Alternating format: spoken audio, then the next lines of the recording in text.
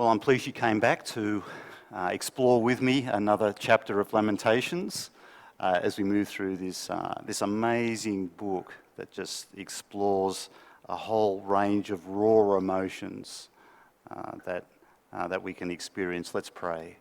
Father, as we come and look at Lamentations 3, we ask that you would help us just to explore and to engage with what you are saying to us. We thank you that you care for our whole person, even our deepest, darkest thoughts. So just guide us and see how you take our minds consistently back to the gospel of your Son. So help us now to focus and to understand. Amen. Well, it's a lovely wall plaque with a beautiful scene. There it is on the screen. And it's got a great Bible verse. In fact, the Bible verse on it comes from our passage this morning from Lamentations 3. The steadfast love of the Lord never ceases. His mercies never come to an end. They are new every morning. It's a plaque that could look good on one of your walls. Maybe it is on one of your walls at home.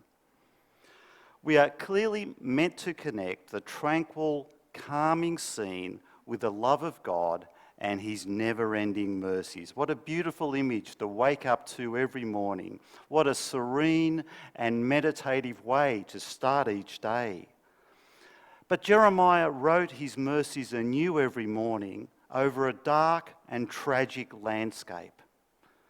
So if you have this plaque on your wall, grab a thick, dark texter and scrub out the pretty little scene and draw broken walls and desperate people and starving children and mothers crying in the streets. Replace the tranquility with a war zone. And now you have etched across this war zone the steadfast love of the Lord never ceases. His mercies never come to an end. They are new every morning. As Jeremiah laments the invasion of Judah, as he mourns the destruction of Jerusalem and the desecration of the temple, in reflection he says that the mercies of God are new every morning. And when we take away the sanitized picture and when we replace it with reality, it changes the way we read Lamentations 3. For we are forced to contemplate the love and the compassion and the faithfulness of the Lord against a scene more akin to a Rambo movie than a scene that's placid and nice and warming. And so it is in this way that we come to Jeremiah's third lament, which lies at the centre of the book of Lamentations. Well, it's a little hard to organise the material in Lamentations 3 because a lament isn't always prone to a nice, neat, logical construction. Our emotions don't always fall neatly into reasonable threads that can be coherently teased out later. When I'm crying and pouring out my heart to God, I'm not trying to write an essay. We're not reading here Paul's letter to the Romans with its tight, rigorous, progressive arguments. We're reading Lamentations, a lament, a pouring out of the soul. And here in Lamentations 3, Jeremiah is pouring out his soul for us. But I've chosen to organise this third poem around the theme of remembering and recalling. And you'll see those words in verses 19 to 21. So have your Bibles open, Lamentations chapter 3, and let's get a grip of this chapter by going to verses 19 and 21, this theme of remembering and recalling. Reading verse 19, I remember my affliction and my wandering, the bitterness and the gall. I well remember them, and my soul is downcast within me. Yet this I call to mind, and therefore I have hope. Here there is a distinction between remembering and calling to mind, which we might not make in our everyday conversations, but Jeremiah here uses two different Hebrew words. He is drawing a distinction between remembering the past and then thinking about the future. The remembering in verses 19 and 20 is an involuntary action. It's his mind jumping back to the past because he cannot escape the horrors of the invasion. And he remembers and he remembers and he remembers. When something shocking happens in our mind, we replay the event time and time again. This is a forced, involuntary remembering of the past. But the calling to mind in verse 21, yet this I call to mind and therefore I have hope. And then Jeremiah tells us in the following verses what he calls to mind. But this calling to mind is a deliberate choice the sufferer makes, and it's a choice that gives birth to hope. So let's call our first heading, as we move through this, let's call our first heading the pain of remembering. And our second heading is calling to mind, which I call in the notes the need for deliberate recollection. Involuntary images from the past, then an intentional bringing to mind of truths. Then lastly, we'll tease out what that means. We'll bring it together in the light of the gospel and we'll apply it to ourselves. Well, psychologists call it ruminating. The constant replaying of past events that often triggers memories of similar situations. Jeremiah is dwelling on the events of the past in verses 1 to 18, events that cannot be changed. No matter what he says, no matter what he does, the destruction brought by the Babylonian armies cannot be undone, and it haunts his memories. He ruminates. It's happened. The city walls are gone. The temple destroyed. His people are in exile, and Judah is now controlled by a foreign nation. The past is done. It's over. It cannot be changed. God planned and then poured out his anger. And this is the reality of life for Judah and for Jeremiah. The prophet gives us here more in Lamentations 3, more a personal testimony. And he begins in verse 1. And he says, I am the man who has seen affliction by the rod of his wrath. Did you hear the pain? Jeremiah cannot even use God's name, which he replaces with his and he. And it's not until verse 18 that he again refers to God as the Lord. He has driven me away, verse 2. He has turned his hand against me, verse 3. He has made my skin and my flesh grow old, and he has broken my bones, verse 4. He has walled me in, verse 7. He has dragged me from the path and mangled me and left me without help, verse 11. He pierced my heart with arrows from his quiver, verse 13. He has broken my teeth, verse 16. Jeremiah's language is violent and intense. He feels like he's an animal hunted down by God. Oh, he would have been taught as a child from the law of Moses. Jeremiah knew the curses of God laid out if his people persistently failed to love God and they decided to go their own way. Now what he was taught as a child has become his reality. Jeremiah once knew peace. He once knew prosperity and splendor as he lived in Jerusalem and within the kingdom of Judah. But now he only knows the loss of them all. They're gone, it's finished, it's done. God, who was once the source of his hope, is now his destroyer. And after his emotion is spent and the tearful words flow no more, does Jeremiah dare to name God again in verse 18? So I say, my splendor is gone, and all that I had hoped from the Lord. So how is Jeremiah going to move from sorrow to hope? God has virtually turned the prophet into his enemy. God was the predator. Jeremiah feels like the prey in verse 10, like a bear lying in wait, like a lion in hiding. He dragged me from the path and mangled me and left me without help.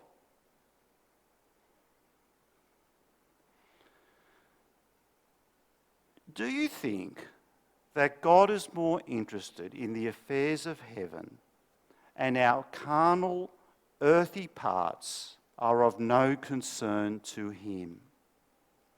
Do you think that what is fleshy is of no interest to the Lord, to the one who created the universe? You would, of course, be wrong. Things like our sexuality is of interest to God. So we have the Song of Songs, which are so raw in their descriptions that we would surely turn red with embarrassment if we were to read them and look at them in church. Our private, unseen thoughts and actions are of interest to God. The Psalms explore virtually every emotion that anyone can feel. Lamentations takes us to the deepest, darkest recesses of the mind, grieving under the burden of God's hand. But in our deepest, darkest, carnal thoughts, God enters into our inner universe, and he does not abandon us. His promises never fail. He does not forget the promises that he made to Abraham. He doesn't forget the covenant that he made at Mount Sinai, and then the promise he made to David of a great king who will establish an everlasting kingdom. But under the heavy hand of God, these promises seem to be easily forgotten.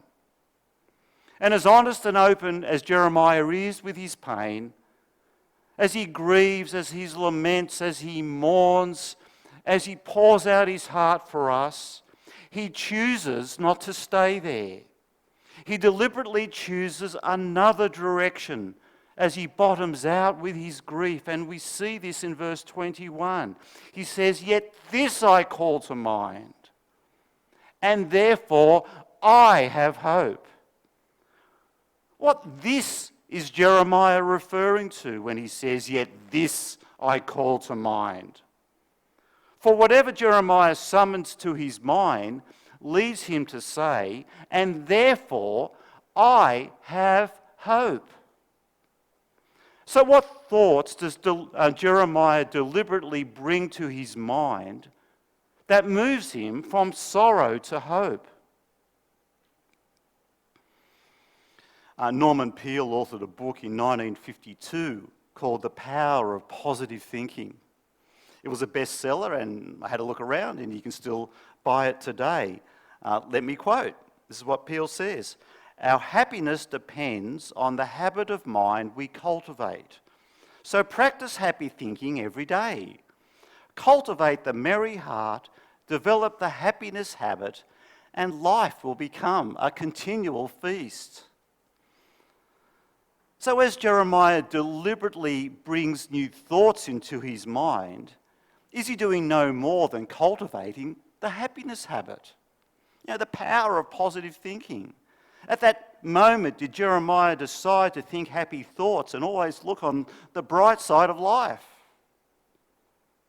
As though he himself, Jeremiah, could be the author of his own hope. That somehow the prophet is able to pull something out of the darkness in order to create his own future. Friends, when Judah reached into their hearts searching for happiness, they brought upon themselves the judgment of God. What made Judah happy made God angry. The pursuit of happiness was the road to destruction. This is a warning for us, as the chief end of man is not to be self-fulfilled and be selfishly happy. The chief end of man, as we know, is to glorify God and enjoy him forever. And then we will carry a God-given joy far richer than the fleeting, superficial moments of happiness.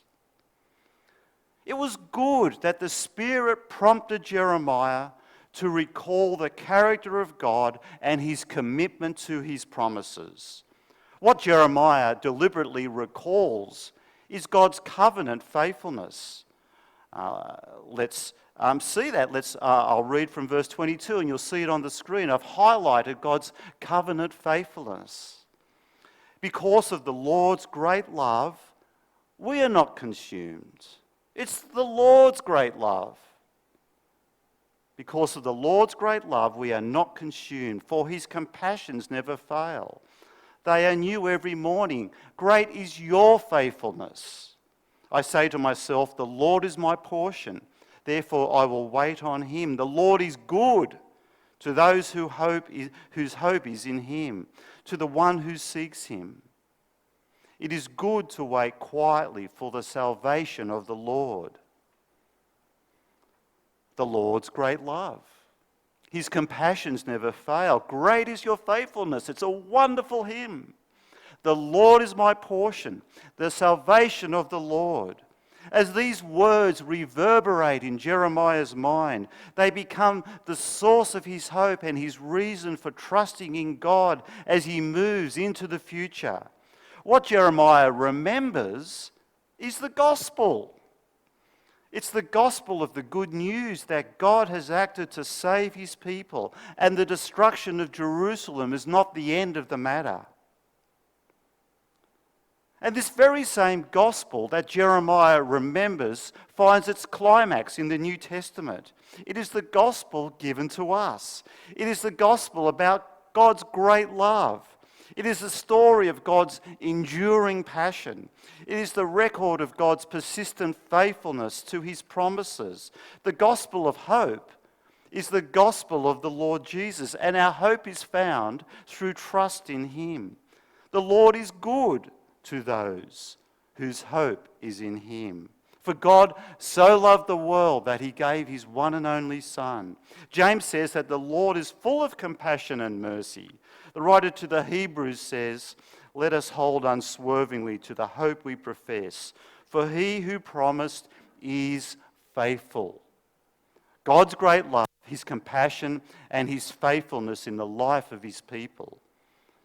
And so as we suffer, we must learn to patiently wait on the goodness of God. Jeremiah was able to learn from his sufferings because he endured them patiently. There are times when the only thing a sufferer can do is wait for God. But waiting is good because God is worth waiting for. His salvation will come in due course, but we must wait because, as James says it well, you know that the testing of your faith produces perseverance. Let perseverance finish its work so that you may be mature and complete, not lacking anything. The gospel that saved Jeremiah, the gospel that saved Judah, is the same gospel that saves us, brought to maturity in the gospel of his Son. Well, let's tease out a few more lessons from the 6th century BC. First, what you believe is important. See, what Jeremiah calls to mind is those truths which lead to hope. He is drawing from the very centre of what he believes. He is using his theology in times of trial. All of us have thoughts about God. All of us have an opinion. All of us can think about the great things of God, and so all of us have a theology. It is so important that we understand the gospel, that we understand the words of God correctly, especially when we are suffering.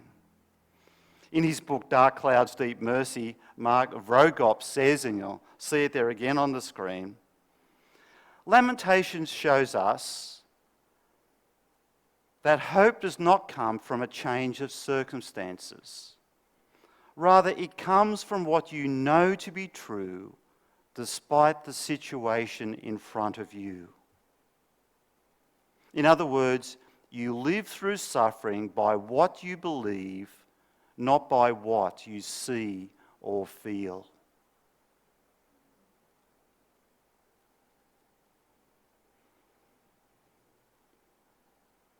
To draw upon the love, compassion, and faithfulness of God in times of pain, I know, is a fight. There is a battle to reorientate my heart as I grapple with thoughts like, God doesn't love me, He's not going to take care of me, I'm all alone, He's an unjust God. The Presbyterian pastor and author Timothy Keller says, and again you'll see the words there, We may hear our hearts say, it's hopeless, but we should argue back. We may hear our hearts say it is hopeless, but we should argue back. Lord, I'm weary and tired. I'm discouraged. And I don't know how I'm going to do this again tomorrow. But I believe your mercies are going to be new when I wake up. I believe that I will never run out of your steadfast love. I'm trusting that you have enough grace for me for what I face. I'm going to sleep because I'm hoping in you. In our laments, we express the sorrow we feel. But we must also argue back by rehearsing the truths we know to be true because God has promised to us that they are true. Through faith in Jesus, we belong to God and he will hold our hand. And even though we groan and gee do we groan, God will never let us go.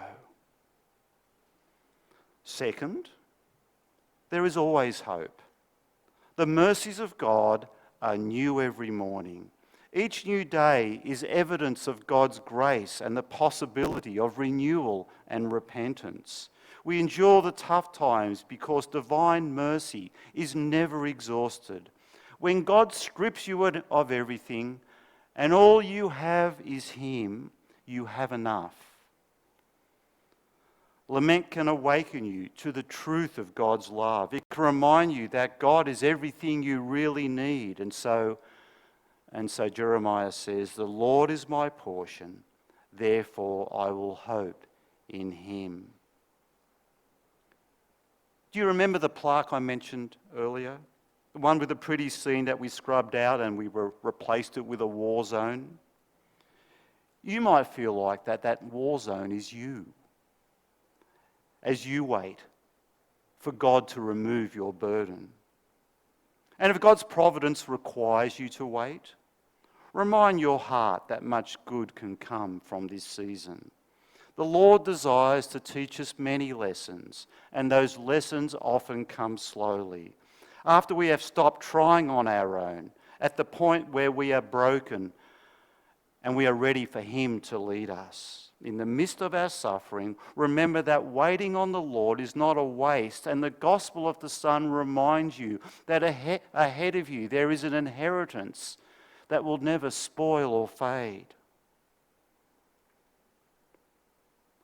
And lastly, remember, God is always good. It is hard to see this when the world that you're in apparently collapses around you.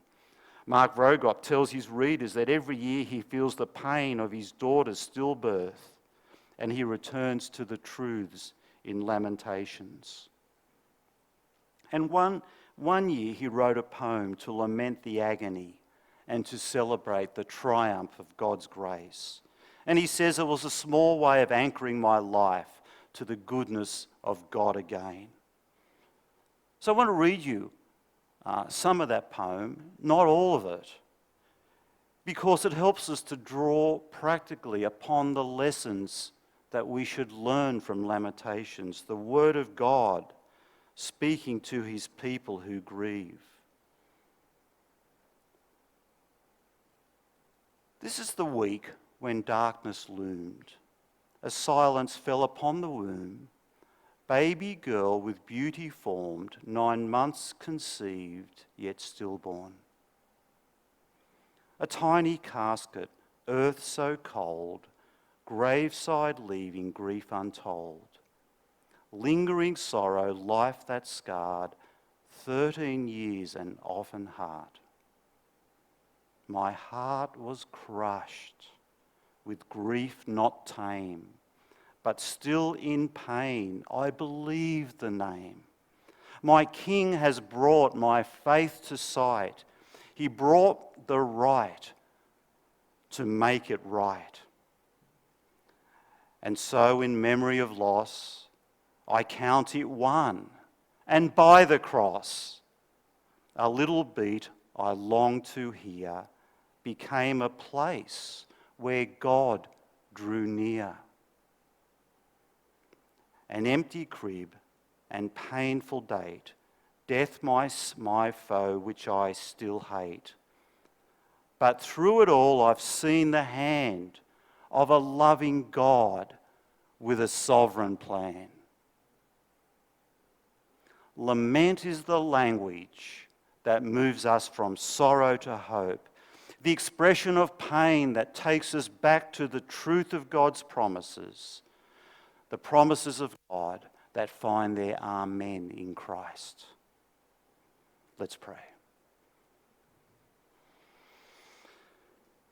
Our gracious Father, the rubber hits the road as we learn to understand our pain and our hurt and our crying in the light of the gospel. And we thank you for this book and for Jeremiah's personal lamentation here as he deals with grief. Father, as we perhaps remember painful images from the past, as we deal with pain now, we pray that you would bring deliberately into our minds the thought of your gospel. We ask that you would move us from sorrow to hope. We ask that you would invade the darkness of our minds with the light of the gospel of your Son. And as we entwine these two things, help us to deal with our feelings in a way that moves us from sorrow to hope. Father, thank you that you are concerned about the way we feel. You are concerned about the inner recesses of our mind, that your Spirit can penetrate our hearts. And Father, thank you that we grieve in a way that others don't, that we can grieve as people who know the gospel of Jesus. And so from that gospel, we gain assurance that you are with us and that you have an inheritance in store for us and that you will never leave us. Amen.